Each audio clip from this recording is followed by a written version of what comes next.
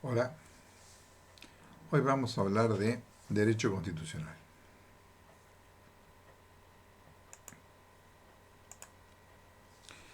Para comenzar a entender un poco este tema tenemos que empezar a distinguir algunas diferencias sutiles entre conceptos de nación y Estado.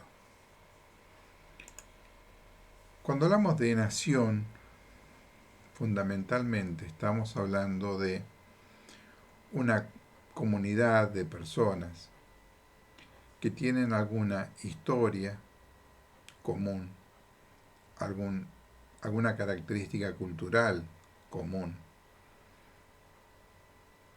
ciertos factores que los vinculan y hacen que ese grupo de personas se sientan unidos y parte de algo. Cuando hablamos de Estado, hablamos de algo mucho más allá de eso. Estamos hablando de la inclusión, la consideración de no solamente habitantes, o sea, personas que pueden o no compartir ciertos valores, culturas y patrones, sino además que componen o comparten, mejor dicho, un territorio y comparten un orden jurídico. Voy a aclarar un poco esto. Cuando hablamos de nación y hablamos de grupo de personas que comparten cultura y hablamos de comparten historia, comparten idioma, por ejemplo, podemos hablar de la nación gitana.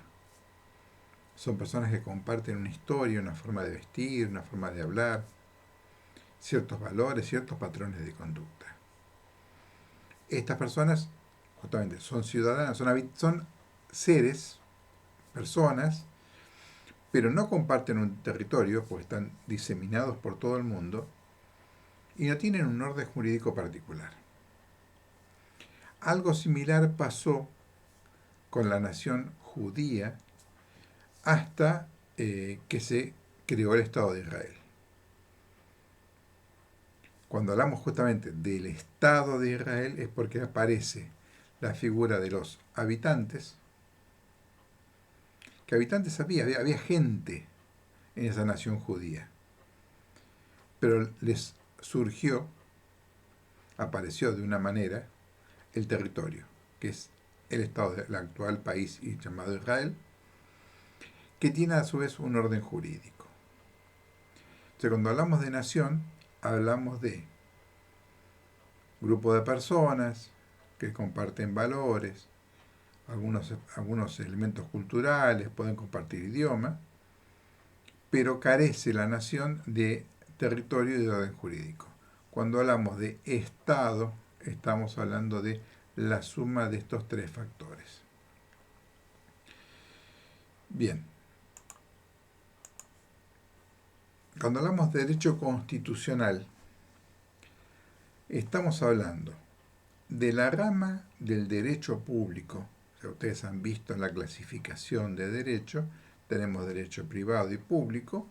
Dentro de la rama del derecho público, las leyes que definen un Estado. El Estado se define normalmente o habitualmente por leyes.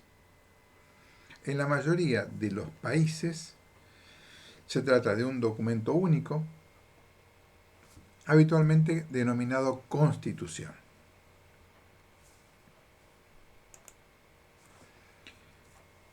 Hay excepciones.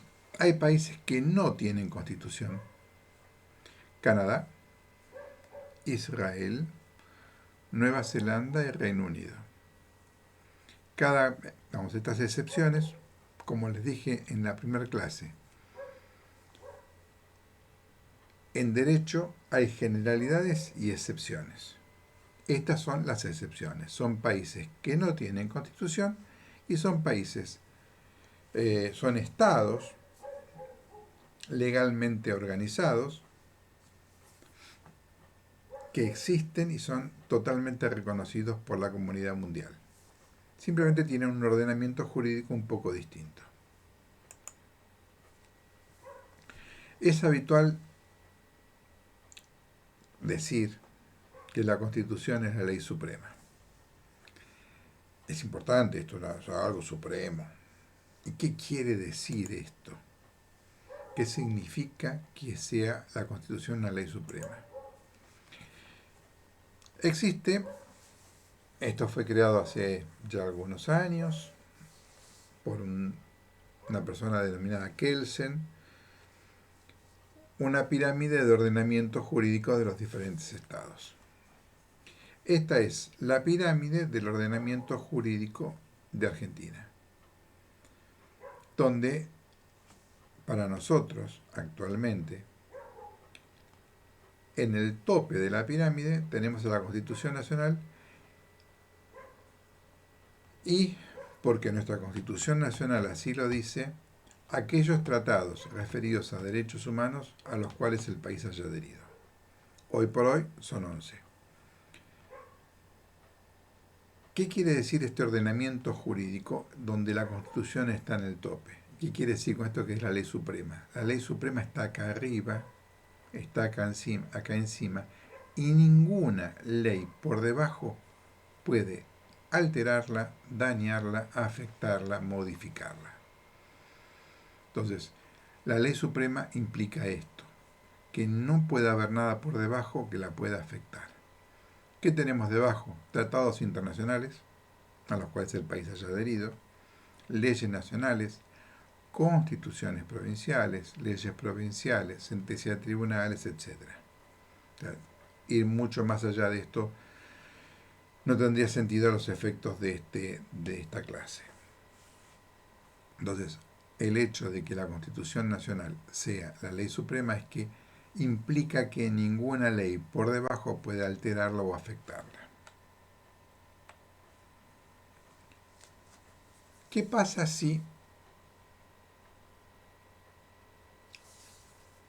una ley fuera dictada siguiendo todos los pasos especificados para sancionar una ley y el resultado de la ley afectara a la Constitución? ¿Quién tiene el poder de controlar si una ley daña o afecta a la Constitución? En nuestro sistema legal, el Poder Judicial es quien tiene esa facultad.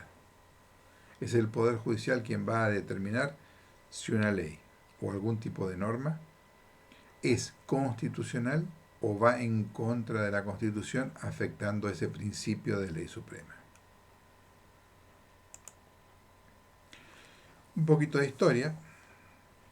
La Constitución argentina parte de los años 1853-1860. Ha tenido diferentes reformas y la última fue en el año 1994. O sea que, dato de referencia, la Constitución no es un elemento estático, sino que es un elemento dinámico, variable, modificable. Nuestra Constitución, por su normativa, la misma Constitución establece la forma en la cual puede ser modificada y es de las denominadas una de las constituciones duras porque es complejo modificarla, pero puede ser modificada. ¿Qué contenido tiene la Constitución Nacional? ¿Qué hay dentro de ella? Un preámbulo y dos partes. Vamos a ver de qué trata un poco cada una de estas partes. El preámbulo, ahora vamos a ver, una parte considerada la parte dogmática y otra parte llamada parte orgánica. Ahora vamos a ver más en detalle esta parte. En la parte dogmática, esto no es, digamos, estos son datos y números que no tienen necesariamente que saberlos, son simplemente para orientarlos en la lectura, cosa que recomiendo leer la Constitución. Del artículo 1 al 35 están las declaraciones de derechos y garantías, del 36 al 43 los nuevos derechos y garantías. Estos nuevos derechos y garantías son nuevos conceptos de derecho que se incorporaron en el año 1994 referidos a nuevas ideas, nuevos principios, nuevos valores. Recuerdan que el derecho es variable, es modificable en el tiempo. Entre 1853 y 1994 han transcurrido muchos años, entonces algunos conceptos, por ejemplo, por decir algo, el derecho a un ambiente sano en 1853 era impensable. Sin embargo, en la reforma de 1994 esto se incorporó. Y se agregan otros, ¿no? Pero doy este como ejemplo. Entonces, esto es lo que se llama parte dogmática. En la llamada parte orgánica, lo que se hace es desarrollar los órganos de gobierno del Estado. De los artículos 44 a 120, habla del gobierno federal o nacional, del poder legislativo, poder ejecutivo y poder judicial, y de los artículos 121 a 129, habla de los gobiernos de provincia.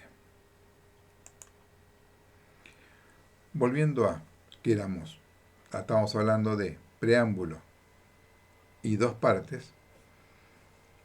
El preámbulo habla de quiénes establecen la Constitución. ¿Por qué? ¿Con qué poderes? ¿Para qué? Las motivaciones, etc. Es decir, si ustedes leen el preámbulo, van a ver que dice nos, los representantes del pueblo de la nación argentina. Entonces, ¿quiénes son los representantes del pueblo? ¿Por qué? Reunidos en Asamblea General Constituyente, con el poder, etc. Entonces, el preámbulo es una introducción que explica quiénes están haciendo esta Constitución y para qué. Y es para crear un nuevo Estado, que es nuestro país. Cuando vamos a la parte dogmática, estamos hablando de principios. Principios que van a regir en nuestro país. Tipo de gobierno y tipo de Estado. Tipo de relación con la Iglesia Católica. Tengan en cuenta que en 1853 la religión católica era todavía mucho más fuerte en la presión o en la significación política que ahora. Los derechos, trabajar, ejercer industria lícita, entrar, permanecer, salir del territorio, etc., están en el artículo 14. Vamos a ver un poquito el artículo 14, que habla de todos estos derechos. Consideren ustedes que estamos hablando de este tema en el siglo XXI.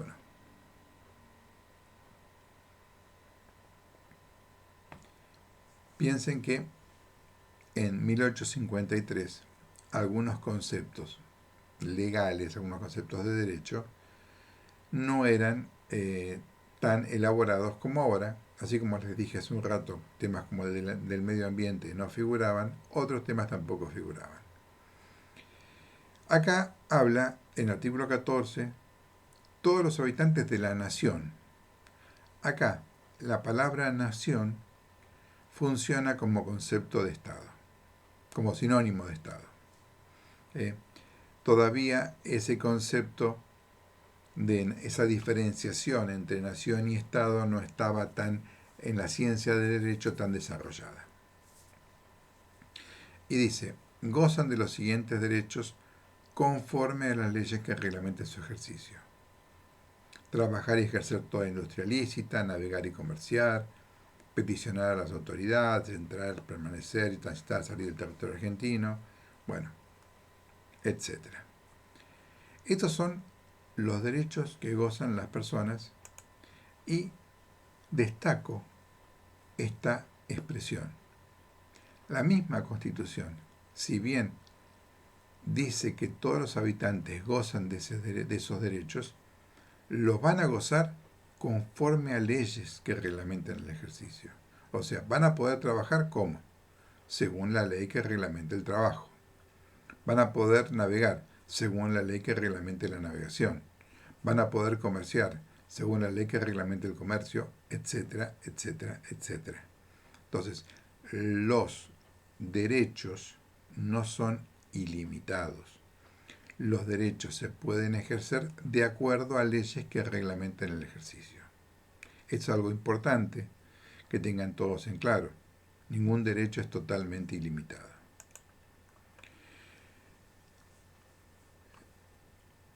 Puede pasar esto, que los derechos, acabo de decir, pueden ser limitados por leyes, pero no pueden ser desvirtuados por leyes. Por ejemplo, vamos a dar un ejemplo claro para que ustedes me comprendan. Puede ser que tengamos una ley, y existe hoy, que exija tener un pasaporte para salir del país. Sí. ¿Es coherente desde la óptica del siglo XXI tener un documento para salir del país? Sí.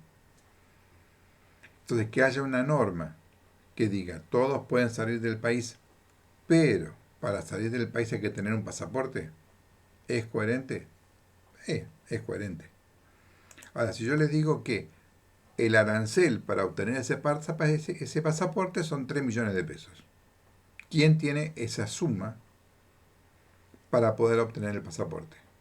Entonces, este arancel estaría desvirtuando el principio de libre tránsito. Me siguen en el concepto. Que haya un pasaporte es coherente, que haya un arancel tan elevado es incoherente.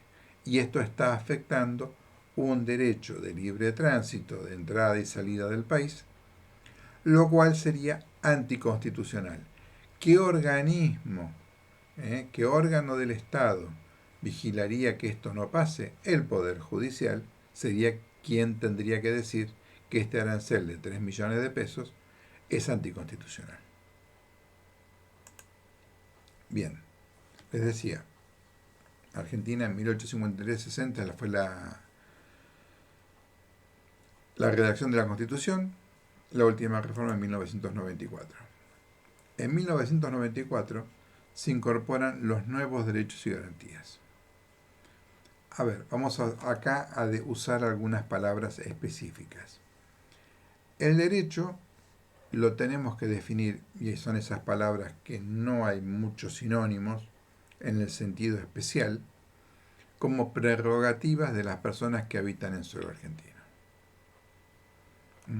Ustedes, como personas que están pisando suelo argentino, gozan de ciertos derechos, gozan de ciertas prerrogativas. ¿Qué pasa si alguien pretende dañarlas o afectar esas prerrogativas? Aparecen las garantías. ¿Qué es la garantía? Una institución, un instituto, un elemento jurídico al cual podemos apelar para proteger esos derechos.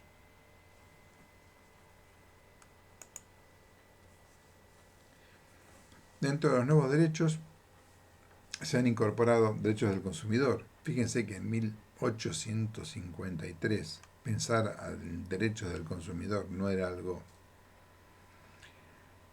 digamos, no era un paradigma de la época. Derecho a un ambiente sano tampoco era un paradigma de la época. Y la reforma constitucional de 1994 otorga la jerarquía constitucional a los tratados internacionales sobre derechos humanos.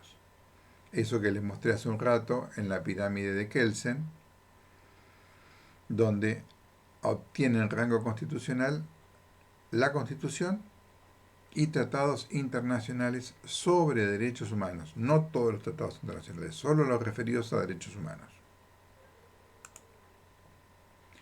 Bien. Cuando vamos a la parte orgánica, nos estamos refiriendo a los órganos del Gobierno Nacional. A ver.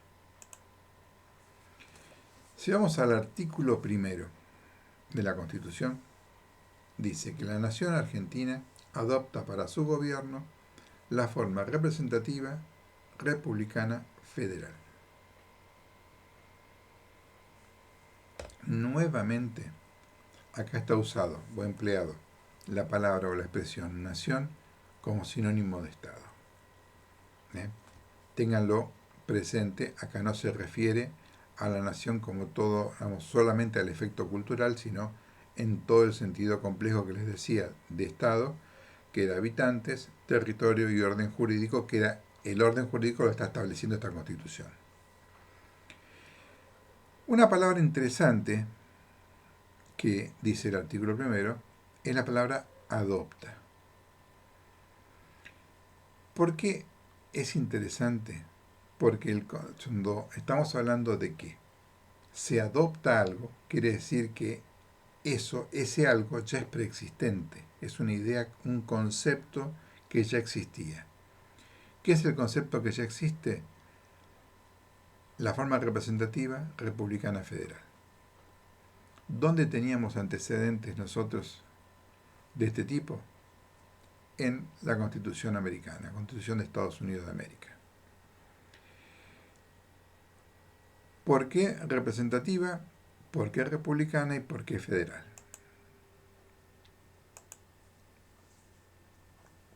Representativa porque el pueblo, a ver, hagamos este planteo. La forma republicana se está enfrentando a otro concepto, que es el concepto monárquico absoluto, previo a la Revolución Francesa, previo a la Revolución de los Zares de Rusia, la Revolución Bolchevique. En los conceptos monárquicos absolutos, el poder, justamente absoluto, el poder total, lo tenía el rey. Se llamara rey, se llamara zar, pero ese disponía de todo el poder. A partir de la Revolución Francesa surge un nuevo concepto y es que el poder lo tiene el pueblo. Ahora, la pregunta es, una vez que el poder lo tiene todo el pueblo, ¿cómo lo ejerce? Entonces surge la complicación en los grandes estados de que el pueblo no puede ejercer directamente porque son muchos para opinar.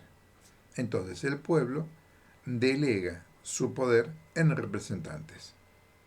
Por eso surge el concepto de forma representativa. Cuando vamos al siguiente punto, que es el concepto de republicanismo, estamos hablando de otra parte, otro análisis, y es que ese poder que tiene el pueblo lo delega al Estado. Ese poder que tiene el pueblo es único. El pueblo tiene todo el poder. Nosotros tenemos todo el poder. En una sociedad organizada, una sociedad socialmente organizada, jurídicamente organizada, nosotros, el pueblo, tenemos el poder. ¿Lo ejercemos en forma directamente? No, a través de representantes. ¿Y a quién se lo delegamos? A lo que llamamos habitualmente Estado. Y ese poder se divide en roles distintos. Un solo poder, 3 roles. 1, administrar el Estado. 2, brindar justicia. 3, legislar, que es crear las normas que necesitamos para vivir en sociedad. ¿Quién va a administrar? El Poder Ejecutivo. ¿Quién va a brindar justicia? El Poder Judicial. ¿Quién va a legislar? El Poder Legislativo. Entonces, ese solo poder que tiene el pueblo ha sido delegado en 3 ramas. Nosotros le decimos 3 poderes, en realidad es un solo poder con 3 roles distintos, con la particularidad, vuelvo un segundo, con la particularidad de que estos 3 poderes se controlan entre sí, justamente para que ninguno de ellos tome poderes que no le corresponden o facultades que no le corresponden. Entonces, el republicanismo es una forma de gobierno y tiene particularidades respecto de quién se distingue el modelo republicano o el sistema republicano del monárquico. En el republicano tenemos división de poderes. El monarca era quien daba las normas, quién administraba y quién administraba justicia. Primera diferencia. Otra diferencia es la responsabilidad de los gobernantes. El rey, si se equivocaba, era problema del rey. Acá el gobernante, si se equivoca, puede ser juzgado. Publicidad de los actos de gobierno. Si el rey quería tomar medidas sin avisar al pueblo, podía. Acá, en el sistema republicano, los actos de gobierno son públicos. El rey era rey mientras vivía o hasta que abdicara. En cambio, en la república, los mandatos duran un periodo y se agotan. A veces, en algunos casos, pues son reelegibles, otras veces no. Y la igualdad ante la ley. Estas son algunas características del sistema republicano que son las principales que ustedes tienen que tener en claro. Representativo, el pueblo no delibera ni gobierna, sino por medio de sus representantes y autoridades creadas por esta Constitución. Ya algo hemos dicho de esto. Cuando hablamos de democracia representativa, hay algunos antecedentes de democracia directa. Algunos tienen fecha en la antigua Grecia y otros han tenido referencia en Suiza. Pero ya hoy en día la democracia mundial se trata de una situación que tiene que ser representativa porque es muy difícil ejercerla en forma directa.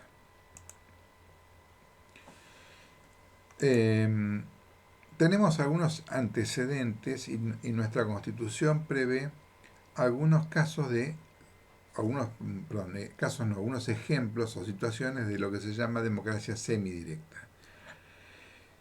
¿Qué es esto de la democracia semidirecta? Un sistema democrático, republicano, donde la gente se maneja, o el Estado se maneja por medio de representantes, pero en algunos casos el pueblo como masa, como mayoría, puede opinar. Y tenemos dos. La iniciativa popular, que es la posibilidad de que un grupo significativo de habitantes proponga algún tipo de ley, o la consulta popular, que por ejemplo puede darse ante situaciones en las cuales el gobierno tenga que enfrentarse a una situación no prevista en campaña, no prevista en la base de ninguna plataforma política, donde era un tema desconocido al momento de elegir a los gobernantes, y se plantea el caso. Y esta consulta popular puede ser vinculante o no vinculante según cómo sea convocada. Una de las grandes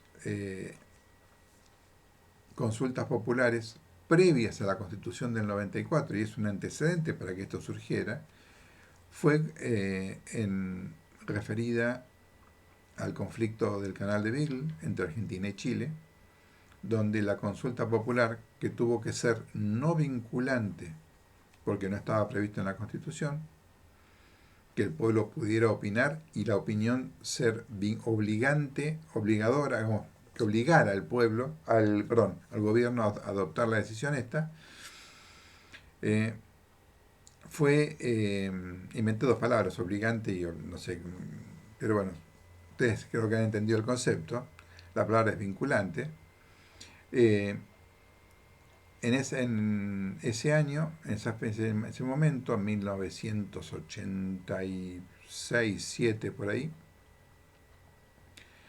se preguntó al pueblo si aceptaba o no la propuesta de límites hecha para solucionar el conflicto con Chile, y el pueblo opinó.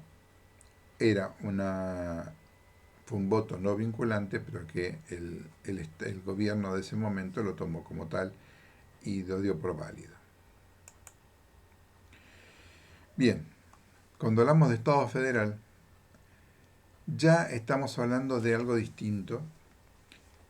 El artículo primero decía: adopta la forma representativa, republicana y federal. En realidad, representativo y republicano son formas de gobierno y federal es una forma de Estado. En aquella época, insisto, no había tanto desarrollo de lo que es el concepto de diferenciar gobierno y Estado. Hoy en día sí, la ciencia, el derecho como ciencia ha avanzado mucho, entonces existen otros conceptos. Pero cuando hablamos de Estado federal, estamos hablando de que coexisten dos tipos de poderes, el Estado provincial y el Estado nacional. ¿Cuál sería la diferencia, cuál sería lo opuesto al Estado federal? Un Estado unitario. Entonces, calculo que han crecido con la idea del Estado federal como que es lo mejor del mundo. En realidad es una forma diferente. Vecinos nuestros tenemos a Uruguay y a Chile, que son dos estados unitarios. Y sí, funcionan perfectamente bien, simplemente tienen otro esquema de funcionamiento interno. Son republicanos, son democráticos, son representativos, simplemente tienen otra estructura interna dentro de su país. Entonces, les decía, en el Estado federal tenemos dos poderes, el Estado provincial y el Estado nacional. Bueno, esto ya lo comentamos recién, que forma de gobierno y forma de representativa republicana es forma de gobierno, y que federal es una forma de Estado. Bien, si nosotros pensamos en nuestro país como Estado federal,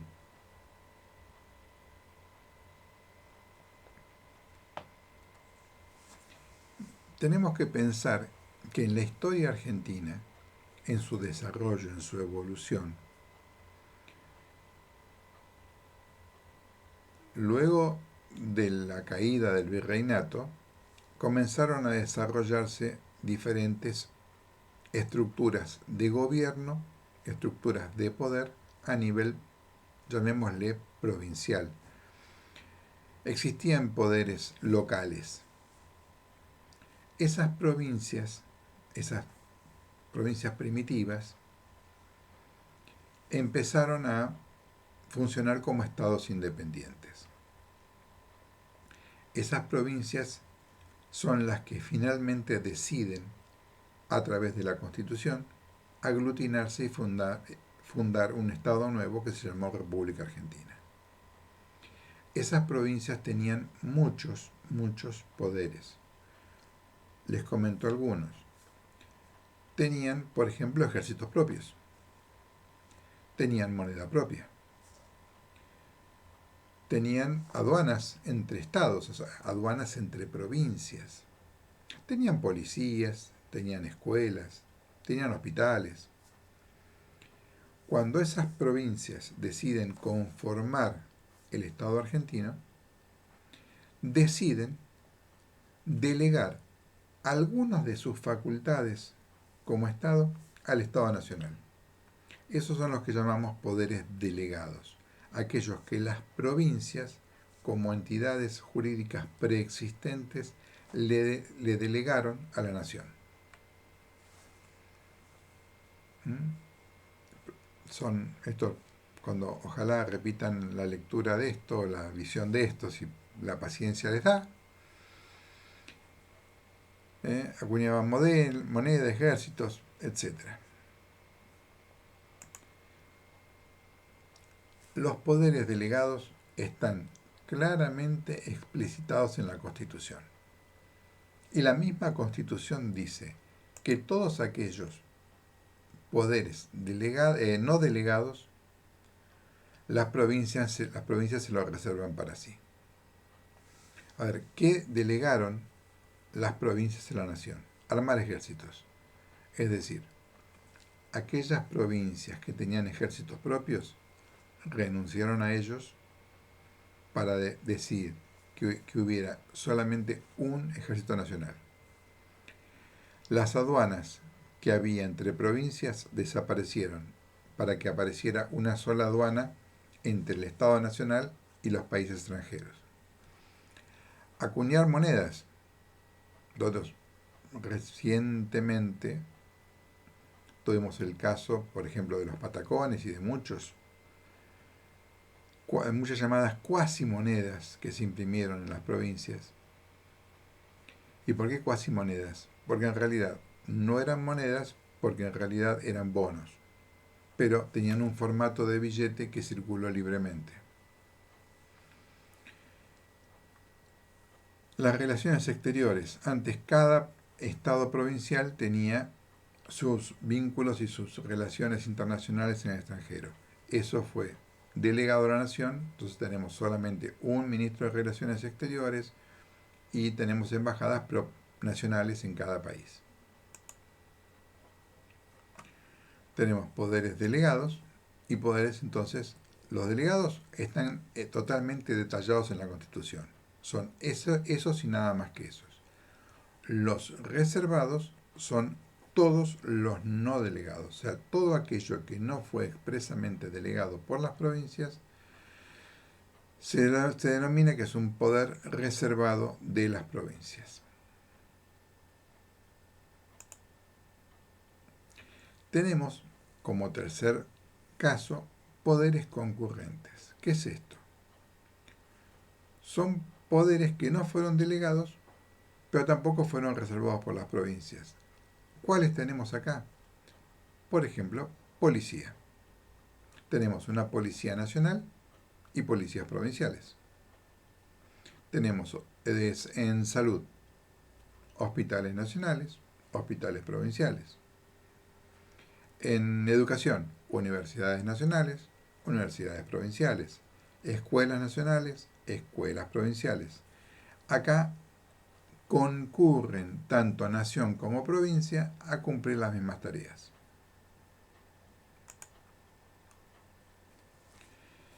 Bien, pasamos a las declaraciones. Cuando hablamos de declaraciones, y acá esta es una expresión de la que mucho no podemos escapar, vamos a decir que son enunciados solemnes. Es un dicho, dicho explicado de otra manera, es un dicho importante. En vez de decir un dicho importante, queda más elegante decir enunciados solemnes. Sobre, por ejemplo, forma de gobierno y Estado, la relación con la Iglesia Católica, fomentar inmigración europea, que es una de las expresiones que figuran en nuestra Constitución, declarar que en Argentina no hay más esclavos. Son dichos, explicados de esta manera, dichos importantes. Cuando hablamos de derechos, estamos hablando de las facultades que la Constitución reconoce a las personas. ¿Por qué reconoce? Porque el derecho a trabajar no es un derecho que nadie les da, nadie nos da. Es un derecho que tenemos por ser personas. Entonces, no hay constitución, es el concepto de nuestros constituyentes que escribieron esta constitución. No hay constitución que nos dé esos derechos. La Constitución nos reconoce esos derechos. Lo mismo a profesar la religión. Ninguna constitución me va a dar a mí el derecho a profesar mi religión. Me la va a reconocer. Estas son sutilezas, quizás, de la redacción de la Constitución, pero son significativas en la significación que tienen para el pueblo.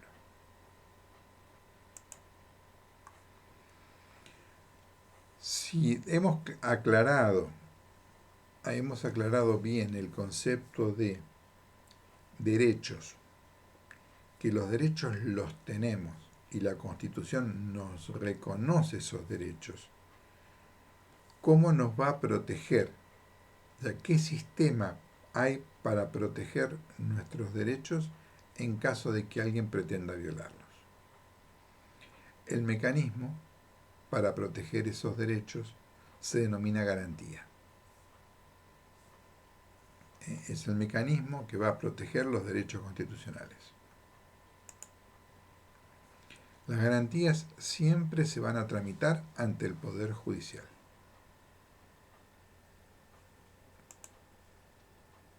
y vamos a tener tres tipos de garantías.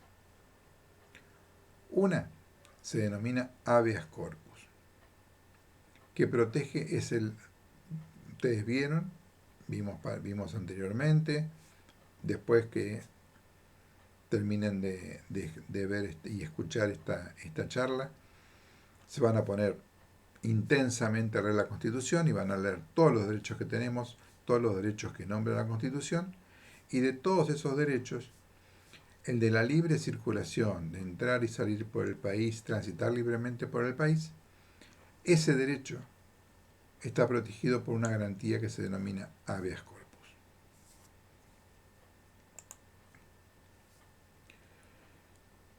Con el tiempo, han aparecido en la sociedad moderna diferentes tipos de bancos de datos. ¿A qué llamamos bancos de datos? Lugares donde se acopia información de las personas. ¿Es legal? La pregunta es, para entender esto, ¿es legal tener información de las personas? A ver, tenemos tal persona que ha tomado varios créditos y no los paga, es mal pagador.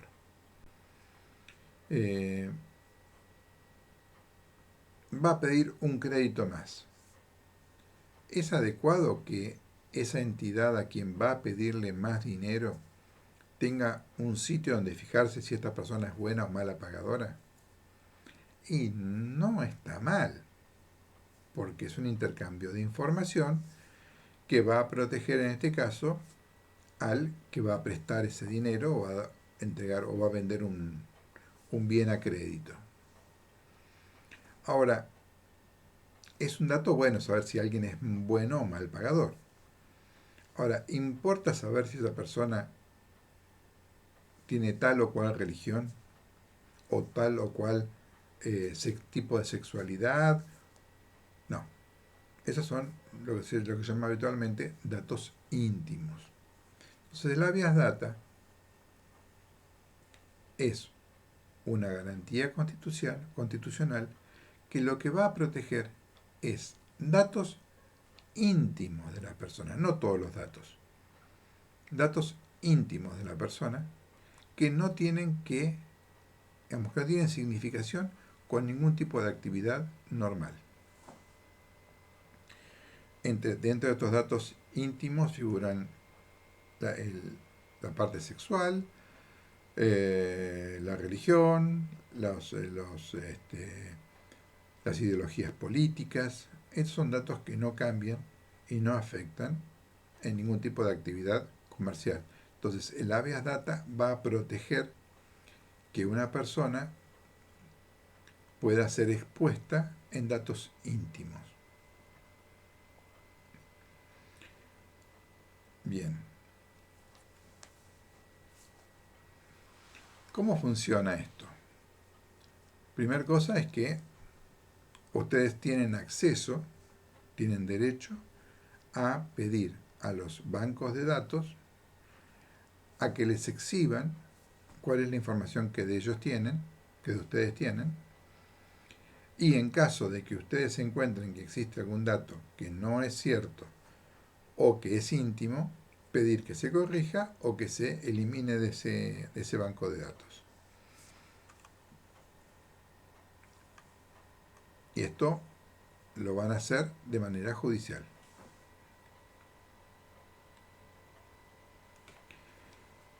Fíjense, el habeas data protege el derecho al libre tránsito. El habeas data, me rectifico. El habeas corpus protege el derecho al libre tránsito. El habeas data protege la información íntima. Y todos los demás derechos constitucionales van a ser protegidos por el amparo. Para que no se olviden, si han visto esta publicidad alguna vez, habeas corpus y habeas data son específicos, para todo lo demás existe el amparo. todo otro derecho reconocido por la Constitución Nacional que no sea cubierto, no la atienda habeas corpus o no la atienda habeas datas, que son específicos, ya les decía, para el libre tránsito, libre circulación, o para la información personal íntima, para todo lo demás, ustedes van a recurrir a un amparo y se va a hacer también por vía judicial. ¿Qué es un amparo? Es una acción judicial expedita y rápida. ¿Qué es esto? Es muy veloz, es muy resolutiva.